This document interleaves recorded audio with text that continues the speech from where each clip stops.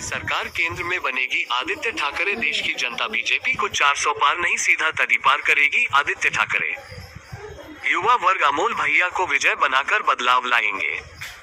Mumbai Goregaon MG road के आजाद मैदान में युवाओं को सही मायने में प्रदेश ही नहीं बल्कि देश भर में बदलाव लाने के लिए कमर कस ली है, जिसके लिए आज डॉक्टर बाबा साहेब अम्बेडकर की जयंती पर युवाओं ने अमोल भैया को विजय बनाकर समाज में बदलाव लाएंगे।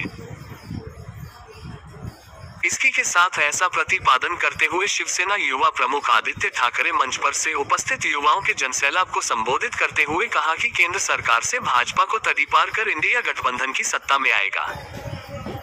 उल्लेखनीय तौर पर दक्षिण भारत ने भाजपा व नरेंद्र मोदी के लिए पहले से ही दरवाजे बंद कर दिए हैं। केरला, तमिलनाडु, कर्नाटक, आंध्र प्रदेश जैसे प्रदेशों से बीजेपी आने देने के लिए सभी दरवाजे बंद कर दिए हैं। तो फिर मैं पूछता हूं कि यह 400 कहां से चांद पर से लाएंगे। आदित्य ठाकरे ने मंच पर से दहाड़ते हुए कि जो मेरे पिता के जमाने में हो गया वो कभी इन गद्दारों से कोई वफा की उम्मीद नहीं कर सकता है।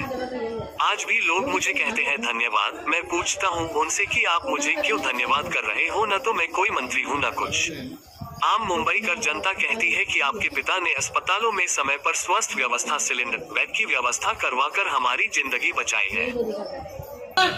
महाविकास आघाडीच्या उमेदवाराला विजयी करायचं होय।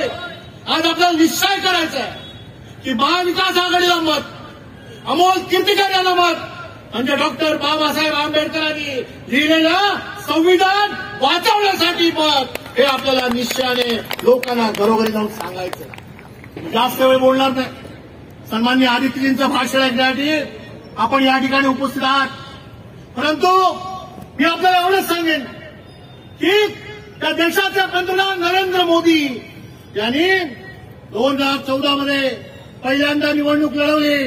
त्यावेळेला या देशामध्ये अच्छे दिन आएंगे हे स्वप्न आपल्याला दाखवलं। बांधवांनो, भगिनींनो, या संपूर्ण देशाची आर्थिक स्थिती या आपण सुधारू अशा पद्धतीच्या वल्गना केल्या। या देशामध्ये 10 वर्षामध्ये 20 कोटी रोजगार आम्ही उपलब्ध करून देऊ, वर्षाला 2 कोटी रोजगार आणू, अशा पद्धतीचं आश्वासन या भारत देशाच्या जनतेने दिलं। परिस्थिती काय? हा देश कर्जाच्या खाईत बुडलेल्या जगातील टॉप 10 देशामध्ये हा भारत देशाचा नंबर लागतो। हे या हिंदुस्थानचं आणि भारताचं दुर्दैव आहे।